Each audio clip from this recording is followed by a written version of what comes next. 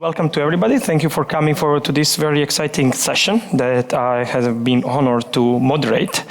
And I know that some of you have seen me already yesterday. I was the big guy in the video, in the picture. And people are saying, oh, you were the big guy. It's like, where? Because we didn't even have the screen on our side, so I didn't know that.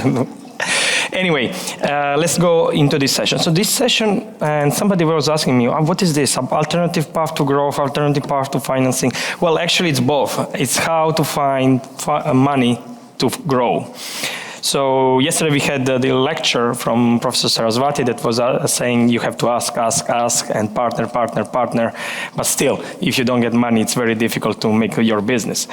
So how we decided to go about this session? Well, we decided instead of just preaching from here how I did it, how to do it, we decided to have actually testimonials and then to have also to open for questions. And so in the second part, after the presentations, we have questions and answers session, where I invite you to make questions. And also the audience online, please make questions. You can use the chat in our app and pose the questions. So I will be juggling between here and online questions. We will have presentations from two SMEs that grew. They will tell us their story about how they get the capital to grow, and then also a testimony from a stock exchange expert. More specifically, I will introduce our guests. We have Mathieu Lefebvre from Vaga company from France. It's a renewable natural gas company, and he will tell us how his company uses both private and public capital market to gain capital. Later on, we will have Rocio Hervella that will explain us how her company, because she's the founder of the company, also get the capital. Let's say in more traditional way, but still it's very possible also nowadays. And the company is coming from a completely different sector. It's from agri-food sector, it's a coffee company, it's one of the top companies in Europe of the producer of the capsule coffee. So very recent as well, the development of this market, and I'm really looking forward to it. Then we will jump out from the testimonies from SMEs, and we will have Jesus Gonzalez, who is general manager, one of the general manager of BME. So BME, many of you will know, but actually for the wider audience, it's the Spanish stock exchange. I think that I should not talk too much anymore, and I would like to invite Mathieu here for his presentation. Thank you very much.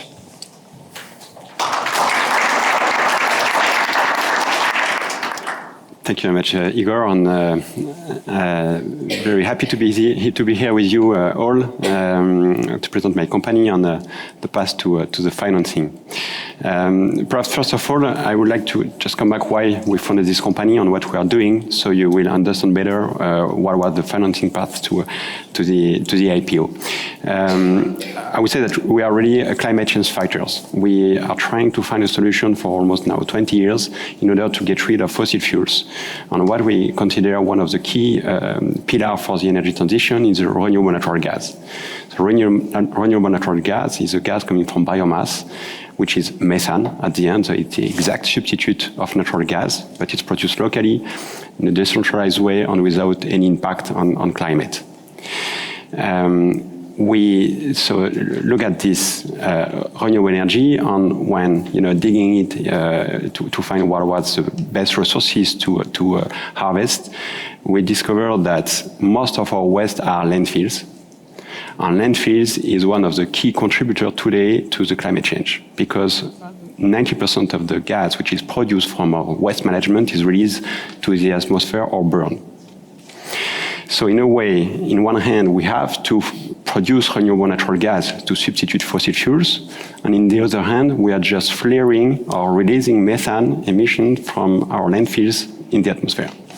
This is just insane. So at Waga Energy, we developed a technology that we have think about in 2007 when we were working at Air Liquide, me with my two co-founders, Nicolas and Genaël.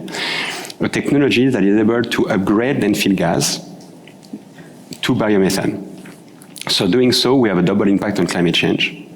We are avoiding the release of direct methane emission from this landfill, strong impact, and we are substituting a fossil fuel with fossil natural gas with this biomethane. This technology is like a small gas plant. We are coupling membrane separation and cryogenic distillation, and this allows us to upgrade this very complex gas to a pure biomethane that can be injected in the natural gas grid. So, to succeed in developing this technology, first we've decided to quit Air Liquide, to be 100% focused on much more agile.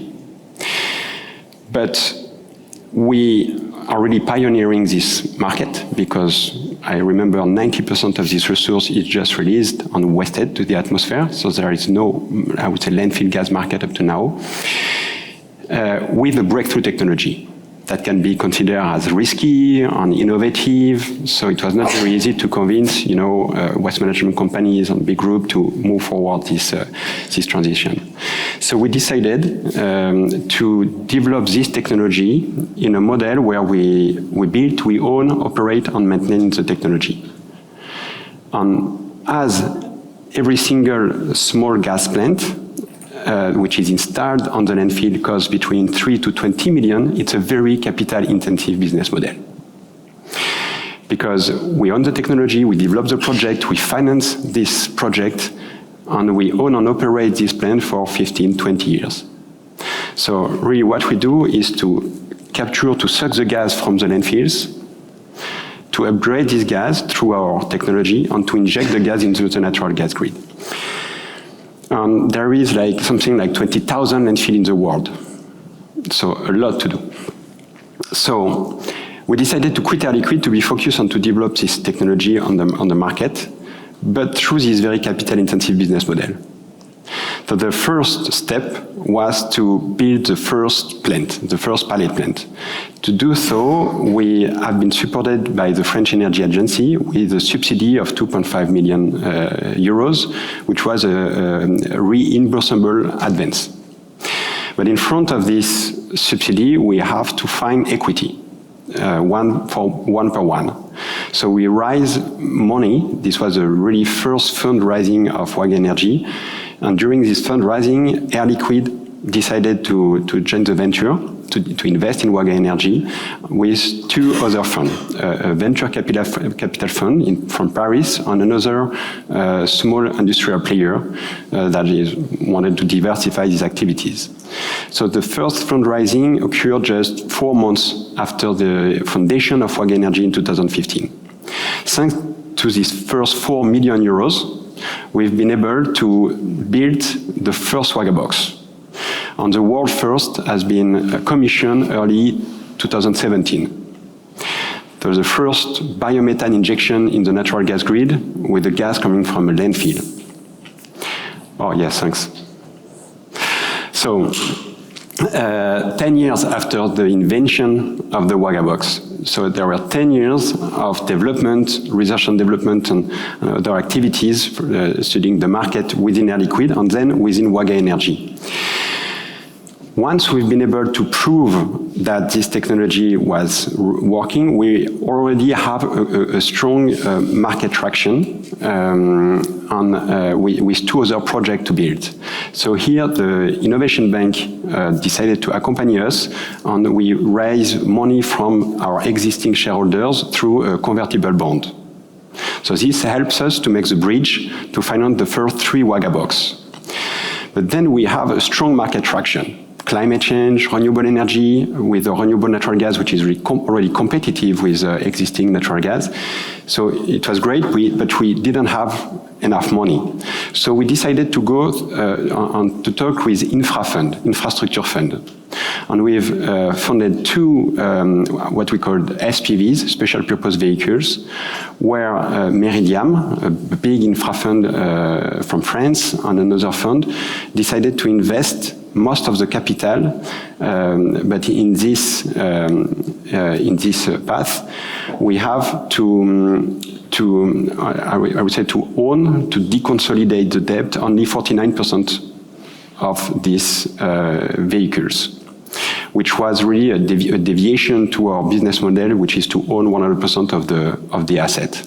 Nevertheless, this allow us to finance 20 million euros to finance the 6 next Wagabox.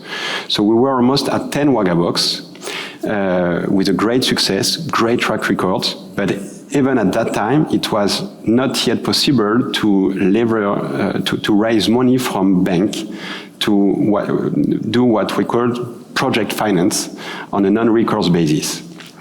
Because bank told us that you need at least 2 years of operation before being able to raise money at a lower rate with a good gearing.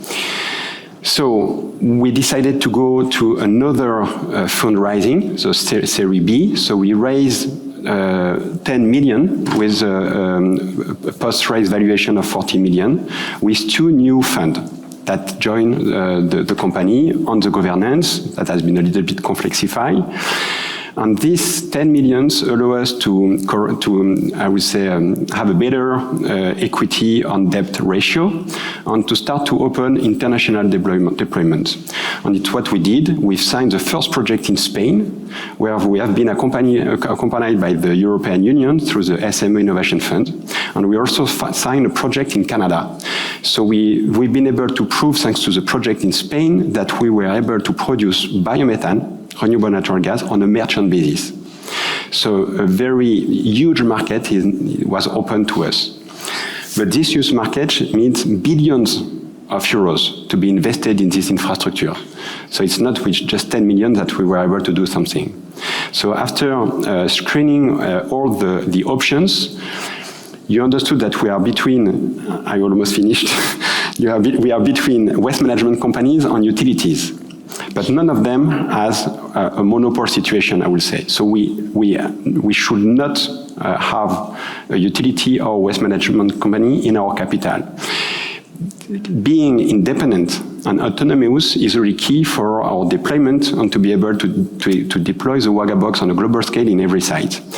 So we decided to go public and to raise money on the market because it was for us the way to gain in credibility, to raise a significant amount of money without too huge dilution. So it's what we did with a great success. We have been oversubscribed 4 times, and we raised 124 million to expand the Wagabox worldwide.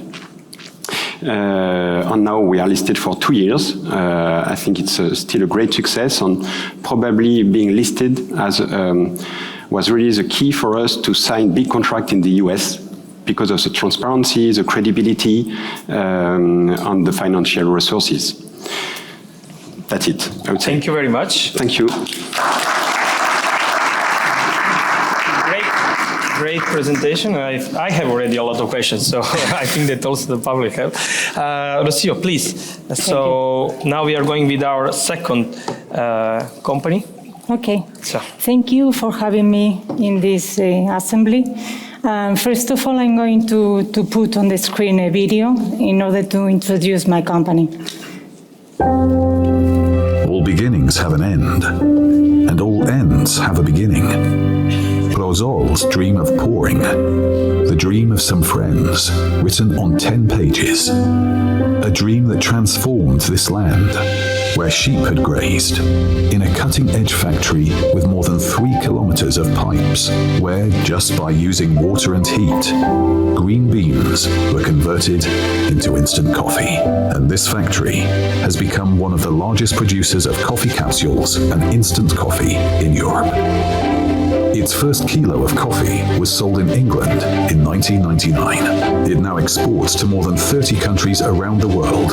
Its mission is to provide the best alternative for its customers' brand and to be the favorite option for the consumer with its products and services. Committed to the circular economy, sustainability, and the environment. The first Spanish agri-food company to obtain a zero waste certificate. Prosol grows talent and has close ties to university systems and vocational training, and develops a host of innovative projects in collaboration with research centres around the world. This continuous search for excellence has been recognised with the highest market standards through great many certifications in areas such as food safety. People, culture, strategy, flying the flag of integrity, authenticity and commitment from its more than 300 professionals. A young but experienced team. A company that puts its heart and soul into everything it undertakes, and where the extraordinary is a daily occurrence, thanks to its decisive vision of transcending, derived from those first 10 pages. Prosol, the digital transformation headed up by individuals. So once we have seen what the company is dedicated to, I would like to share with you two slides. First of all, I'm going to share with you how we've searched funds for the company. So it's another case, because in our case it's been always in not a public way, but in a private way. So first slide, please. I can put it. Okay. So it's been through 6 stages. The first of all, it was 25 years ago. I founded the company. There were 3 of us, 3 executives that came from a coffee company also. And we were lucky because we convinced up to 80 shareholders in order to invest in our company. This was a really difficult stage, because it was really tough, and we had to do a second stage. It was through banks loans, through a main lender, I would say, a main lender from Spain, a bank from Spain.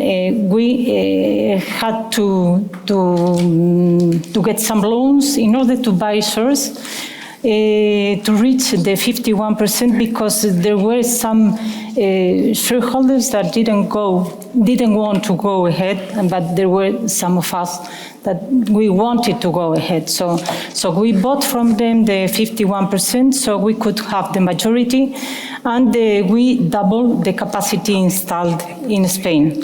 So we are one of the 5 companies, for instance, in Europe, but we have to take into account that Europe is the most intensive continent in consumption in coffee, in terms of coffee. So third stage, it's related to the diversification.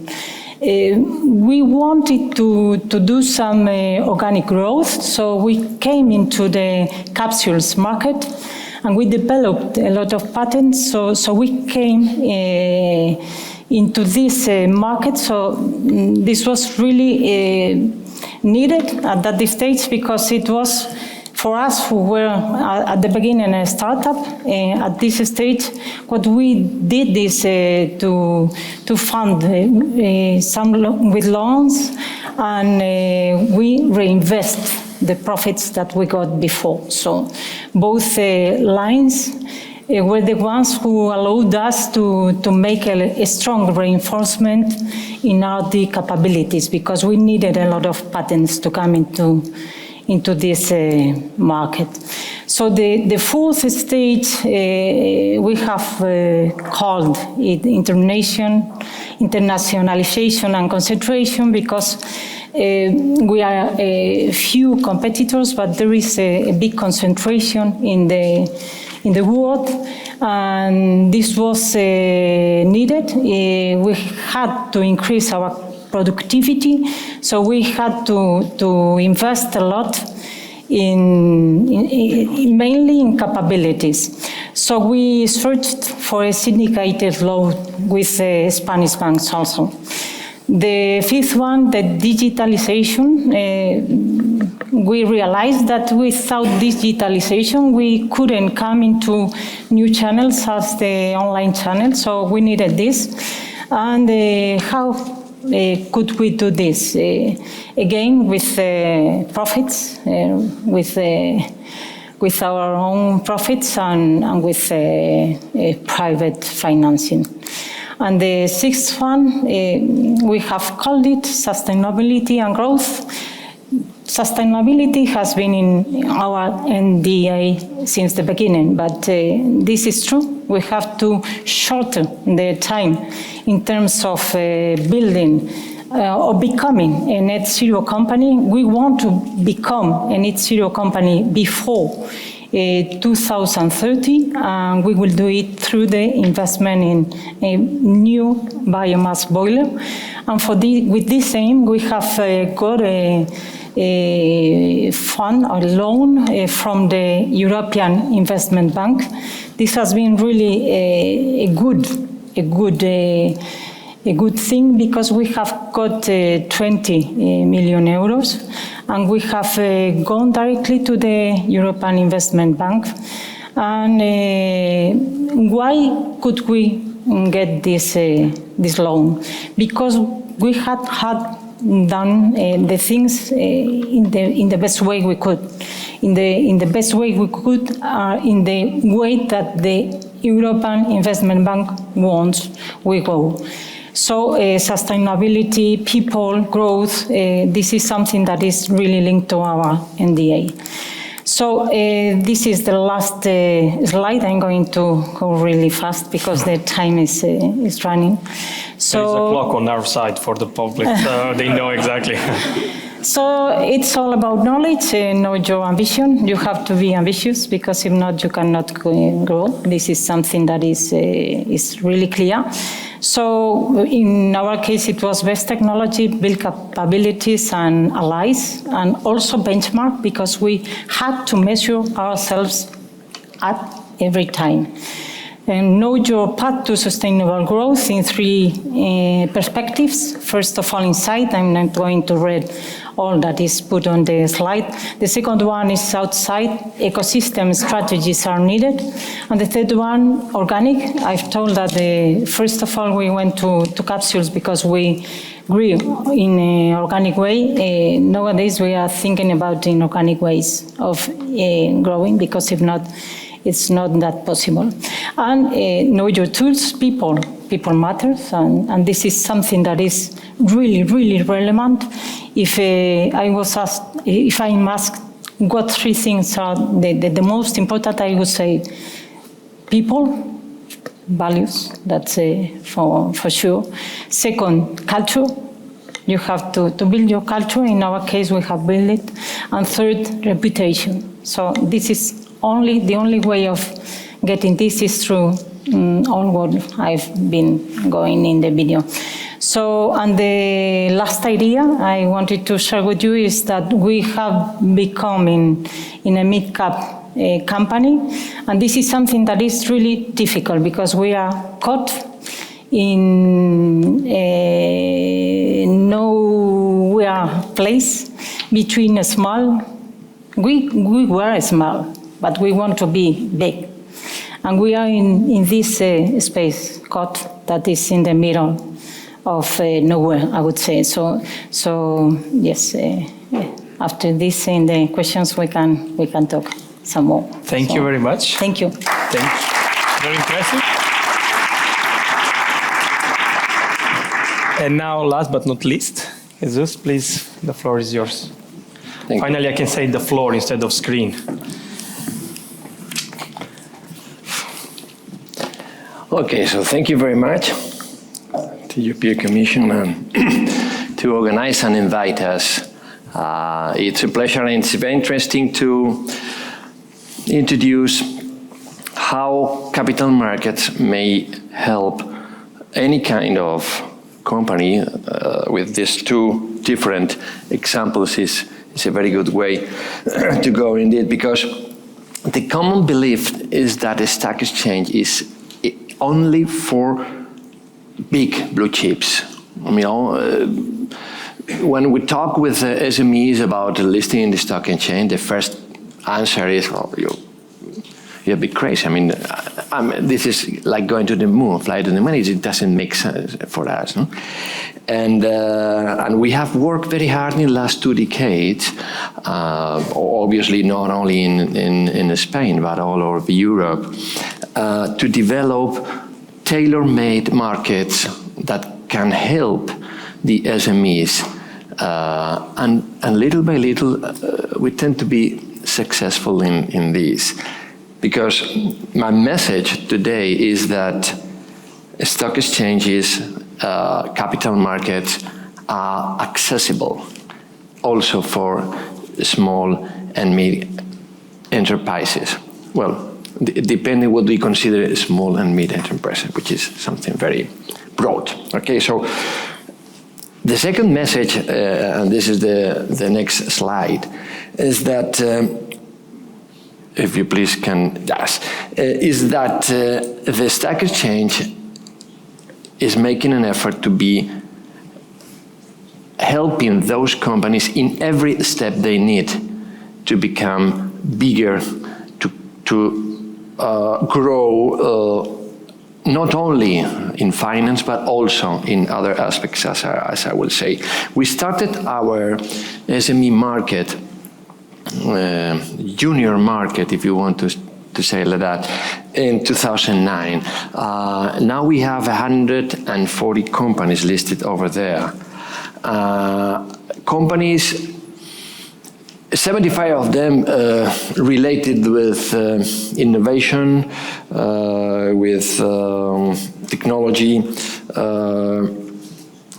for 4 basically sectors: digitalization and software is the first one, healthcare and biotech, renewable energies and telecoms are the most frequent sectors of it. But obviously there are other sectors that are very important for the economy, and some of those companies also in this industrial sector or agricultural sector, or obviously services. Different services are very welcome and has been quite successful.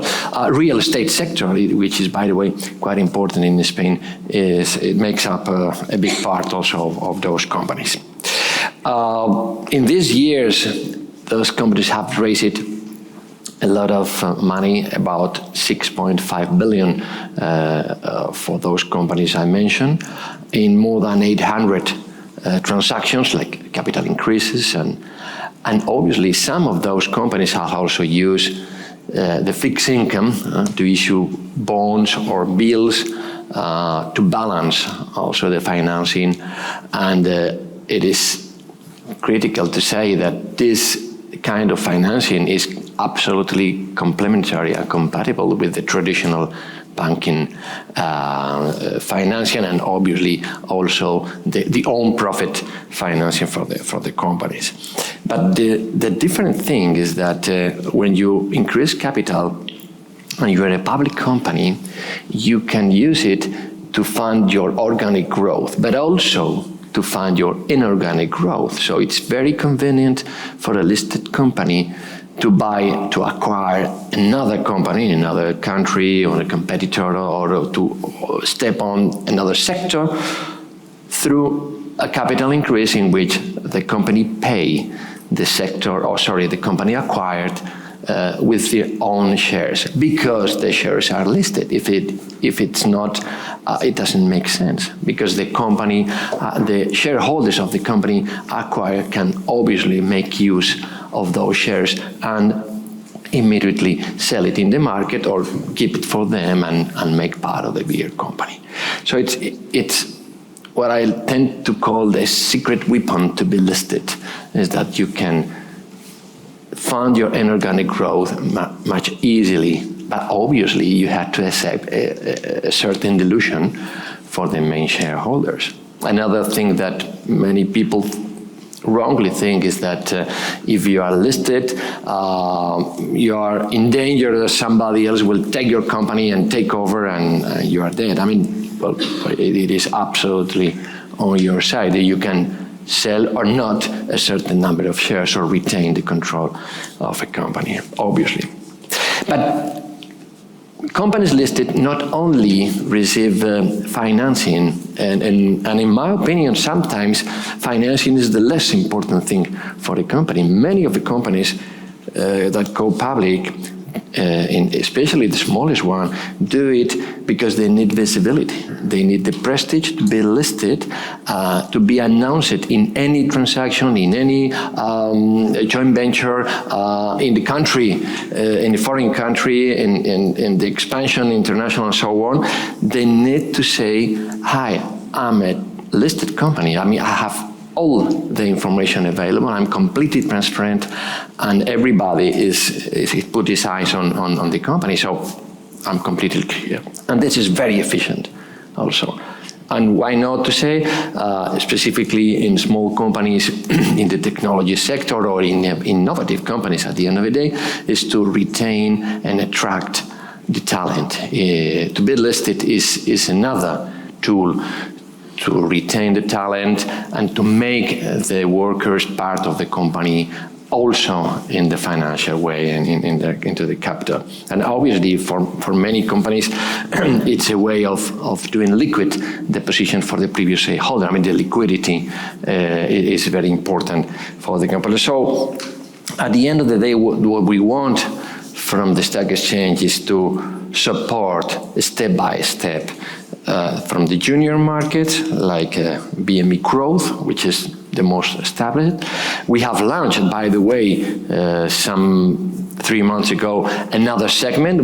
We're going to have the first company in the next month called BME Scale Up, to step down one step to other kind of companies. And obviously, the aspirational is to be listed in the main market, in the Bolsa, we call it here in Spain. Let me finish centering in two initiatives. In the next slide, we can say, please, to support those SMEs. In spite of making available this market, this stock market to smaller companies, some of them, or I would say many of them, need to prepare well in advance to go public. And so what we did is that started an initiative we called Entorno Premercado, or pre-market environment, in which is a kind of mix of training, networking, and mentoring program for companies that, although they are not sure, they are thinking of being listed in 1, 2, or 3 years. So it's not just a master in university, it's a kind of training as if the company was listed. So we train them to give the information to the investors, to make investor relations, to be more visible among the community, to network also with potential partners for the IPO, and to be very familiar on the functioning of the stock exchange. Up to now, we have started this program, by the way, 4 years ago. Up to now, we have 37 companies in the program, and by the way, 6 of them have already started to be listed in a junior market, in SME market. Okay, and the second initiative is very interesting. When a company is listed, it is not sufficient that the company is available to tell the investors what are the numbers. Every 6 months, they have to produce the financial, the accounts, and obviously the auditor, and so on. But it's not enough of that. I mean, the company needs somebody who studied the numbers, who understands the company, and who helped the company to explain all the transaction, all the what's happening, all the relevant facts, and so on. They need research. They need reports from independent houses that say, oh, this company, the market, the model is this or that, I like it, I don't like it. And this is very difficult for small companies. It's very difficult because basically the market model for the brokers to do that is they sell it to investors. But if the number of investors are small, as far as the companies are also small, it's very difficult for them to do that. So what we decided is to make a joint venture with the Spanish Association of Financial Analysts and to sell a service in a low-cost mode, but very professional, to small and medium enterprises traded in the stock exchange. They call it Lighthouse, and we produce independent research for those companies listed. And it works very well because it helps the company to approach investors, particularly institutional investors. So finally, remember, stock markets are not so far away that many of you may think. We are at your reach, we are at the lower land's end, and definitely we are very happy to think about that with you guys. Thank you, Pat. Thank you very much for this. Thank you very much. So now it's your turn. We have spoken. So we will be accepting questions, of course, from the public and from online. And I'm very glad to see that we have already a question online. And actually, it's a question for both companies. And it's, I mean, I share it. I share the view. So from you, we have heard how it was done in the past. So, you know, it's always easier to talk about the past, and you presented, of course, somehow a logical evolution. But what is the plan for the future? So what are your next steps without making another 10 minutes presentation? Woman first. Okay, thank you. So to grow. Yeah. To grow. How to finance the grow. How to finance the growth. And I think that this is something that I have to find out. I have to see the best option, because on one hand we have from the industrial side, we have to get the strong capabilities. So this is one thought that I have. So everything is related to capabilities. We are in this stage of ecosystem way of proceeding, and we have to build more capabilities with others. So this is something, agreements are coming. And second, of course, we will have to finance this path, and we will seek for the best way and the less expensive also. Thank you. Mathieu? When we decided to went public, you have to be very clear with the use of proceeds regarding your investors. So with the 124 million we've raised, we've said that roughly 15-20 million will be used to develop the activity, so to open new market, to develop the project, to sign contract. And the 100 million will be the equity share in the SPVs. So our projects are financed with 20% equity on 80% of bank debt. So it means that we have something, roughly enough money to invest 400-500 million euros of Wagga boxes worldwide. But with the war in Ukraine, with the energy crisis, the concern about climate change, the market is really booming. We have now successfully opened the US market. There is more than 2,000 landfills there, and we have a huge number of exclusivity on this side. So what is great with the market is that it opens us, and that's why also we decided to went public, the options to come back to the market, to raise more money. And what will happen in the future, I cannot say when, but in the future we'll raise more money to be able to develop more projects. But in the meantime, we have to secure also, and the market is also helpful for that, construction debt and project debt. Being listed is, in terms of credibility, of transparency, a great support for borrowers, for people who lend money, to say, okay, this is a great company, we have all the financials, the history, so we can borrow money. It's much more, I would say, practical than a private company. So raising more and more money for the project and for the development, and this will be done through the market and through private lenders. Thank you very much. I see there is a question in the public. Can we have the microphone there? Please just keep your microphone for the people at home. Thank you very much to both companies. I have a question for you. Maybe you can just briefly introduce yourself. Sorry. I'm Rafa Vaquero from Fundación Creciendo, and I have a question for Rocío. You mentioned that at the end of your presentation that you have grown and you have overcome the SME definition, and now you are trapped in what could be considered the mid-cap gap, no? So you are a large corporation administratively, but you are not a multinational large corporation. What do you think should be done to boost that growth and why and to avoid in the situation where you are?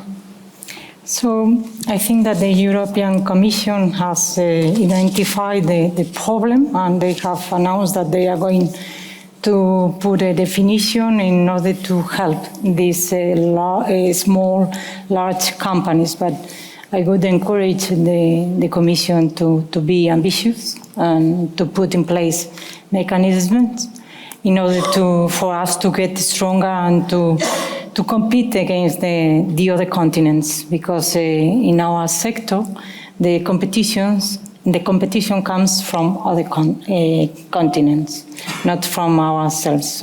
So this is really important. Thank you very much. I have another, let's take one more question. Sir, gentleman. Luc van Steenkens, I'm the chairman of European Issuers. I have a question to Jesus Gonzalez. We hear very often from smaller companies that are on the pre-markets that they don't get enough attention from the investors. And you have given some indications about how to work on it. But is it a role from the capital markets to organize this, or should somebody else be busy in organizing this? Is it not a role from the investor community to focus on it? What is your opinion on that one? Yeah, you're right. As my experience is that for everything in this kind of market to work, you need the ecosystem as a whole. I mean, it's not just the role of one or another, it's the role of everybody, because it's the interest of everybody. The responsibility on the first is on their own company, obviously. I mean, you cannot go public and say, oh, come on, the investors don't take me don't take their attention on me. I mean, you can blame no, it is absolutely the contrary. It is you that you have to reach the investors.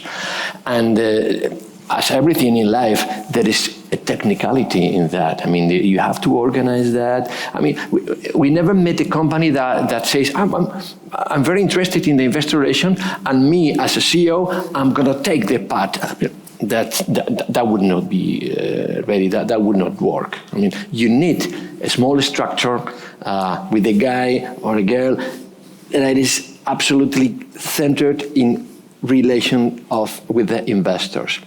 But at the same time, we think that we can speed up a little bit more from the market, from the stock exchange, if we give them some clues how to do that. For example, another thing we organize in BME, we have a kind of institute, we call it Institute BME, the Stock Exchange Institute, where we give education of all kinds of subjects relating with the stock market, obviously. And we have a specific course on investor relations. It's a 9-month course, quite deep, and it's interesting. So we can do that. Well, we do because we are interested in these companies to develop. At the end of the day, our account is not on the small companies, but on the bigger one. But we need to help those companies to reach a bigger size. So it's a question of everybody. If the authorities can put some money on that, well, okay, at the end of it, it's also interesting for the community, because as the bigger the companies, and we support them, the best for the society. I mean, creating riches and everything, creating wealth. Thank you very much. I can see that everybody likes the state money here. So, Perhaps may I react? yes, a little please, bit? please. It's a conversation. Yeah, so just to react a little bit, to develop the company on a company like mine, which is very capital intensive, we need money. So being listed was also to advertise, and it's clear that we can, you can say the investors are not focused enough on small companies, but it's clear that, I mean, the CEO on the investor relations, I spend 30 to 50% of my time just in front of investors. It's a new job, but it is really linked to the market. If you are not willing to spend time with investors and to sell the company, you don't have to go to the market. I mean, it's a, sorry, if we need a microphone, otherwise people at home.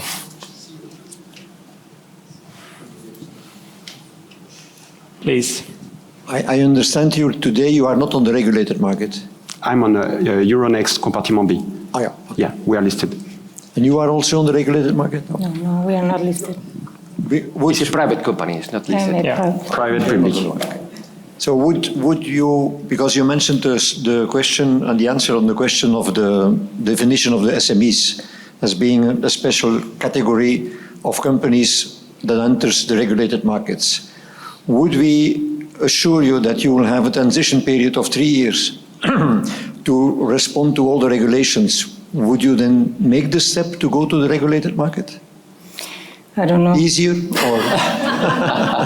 This is, no, I don't know. I don't know. It depends on what the European Commission is doing, because my competition, as I've told, is from Asia.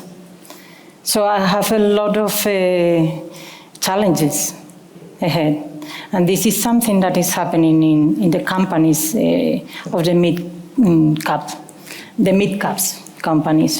So this is something to think about in a deep dive, not in a short way of thinking. Thank you very much for your question, because actually we have also another question online, and I can a little bit do a little sum up. First of all, Rocio, so the coffee company, was really pointing out a lot on people that you have, the skills that you have. You needed to develop capacities, skills, and that takes time. So even a big investment was not enough, because you really needed to develop your own internal resources. And then Matthew also pointed out how his job profile changed, and he needed to become skilled in finance, or to hire someone to be probably also external consultant that is helping you in going through this whole thing. Well, another market, because in the end it's like selling. It's just that you're not selling your product, you're really selling your company. But back to you, Jesus. What is, I know it might be difficult to answer this question, but what will be a typical timeline and steps to take for a company to get listed? To go public? Yeah. Let's say Rocio's company. Let's say, hopefully Rocio make habits in mind and say, let's go. Fine. In our experience, the long time is which time he needs to make up his mind. It can take one afternoon or 20 years. So once it is clear, it can take something between 3 and 12 months. It depends how the company is structured. Obviously, the company should be audited, should build a board, should build a structure, it should be a public, well, an LTD or Sociedad Anónima or Société Anonyme. I mean, there are a number of technicalities to go through, no? But the most important one is what Mathieu has mentioned is why do you go to the stock exchange? Why going public? And the answer should be because I want to grow up faster. Yeah. And if you are able to tell this to the investors, you will take the attention. And then there is a very long number of things that you're going to do. But this is the most, because I want to grow up, and I have a plan, obviously, to do that. And I need you, investor, to overcome in this May I share my experience? Yes, please. Very quickly. So in November 2020, we say, okay, we have to grow because we have opened new market. So during a lunch with my associate, we say, okay, the right thing to do is to go public. In January, we presented to the board. The board say, not at all, you are not prepared, you are naive, you are immature, forget it. We convinced them. So in March, we decided all together to went public, and we went public in October 2021. So between the idea where we were convinced that it was the right path on being listed, we spent 1 year. But really with, I would say, 6 months, 7 months, that was really awful, hyper intense, because we have to consolidate the account, we have to write the URD, we have to make marketing, etc. So it was a super fast process, but hopefully we did it, because a couple of weeks after, war in Ukraine, energy crisis, market closed, etc. Jesus, you said it in your BME, so the stock exchange is setting this program to incentivize SMEs to apply, and you said also the support service. So do you support somehow SMEs, small companies that don't have this capacity internally because simply they lack resources, they don't even know whom to hire, what kind of profile, Rocio knew the coffee maker, and Matthew knew, the guy that is good at the engineer and the renewable energy. But this kind of profile they never even thought maybe. So do you help these companies really to do all these steps? Well, we try to orchestrate this, because what we do is we count of different partners, lawyers, auditors, consultants, investment banks, so many people that will be involved one way or another. And obviously we know a lot about the trading system and so on, but together, that's why I insist always in this ecosystem. Together, we put in contact, and we cannot pay for everybody, but all those partners are very keen to be presented, and some of them we do it even completely pro bono, because they know that's very in consultancy or in audit firms, they know that these very small companies are the future clients, the future big clients of those. So it's in the interest of everybody. Yeah. Thank you very much. I have a question, actually. If you were to advise Rocio, shall her company go public or not? And in case yes, what are the first biggest challenges? As someone that has just done this path. So it's really a strategic choice that has to be aligned with your company strategy. Otherwise, you don't go public for no reasons, because it's so intense. Just to jump on what Jesus said, 60 people involved, 15 companies, 15 entities with lawyers, communication, etc. It cost us 9 million to went public, to raise 120 million. So it's massive, and your company has to be prepared, because the CEO will not be available for the company itself during a year. 100% of the time is dedicated to the market and to this process. So, but at the end, if the idea is to grow and to get credibility, and especially on a global scale, it's, I would say, if it's not mandatory, it's great to be on the market. And the other reason is the independence, the governance, more transparency, more independent board members, with women. You are. For me, it was really great, because the board there was too many men, and it's mandatory to have the parity woman in the board. So it was a good way to have more women in the board. So depending on your strategy, really, and if you go there, you have to dedicate 100% of your time and energy to succeed. That's great. This is what the SME Assembly is about. It's about networking, expanding our views. So thank you very much. I have 1 minute to conclude, and I would like to make a link a little bit. Well, first thing that we learned is that there's no one strategy fits all. It's every company has their own strategy. It depends on the skills. It depends on the sector. It depends on the country. It depends on people available around. But also it depends also on the market conditions. As you said, 2 weeks later it would have been just too late because market was not there. And the financial health. Well, I think that's one thing that actually is for sure the company needs to be financially healthy.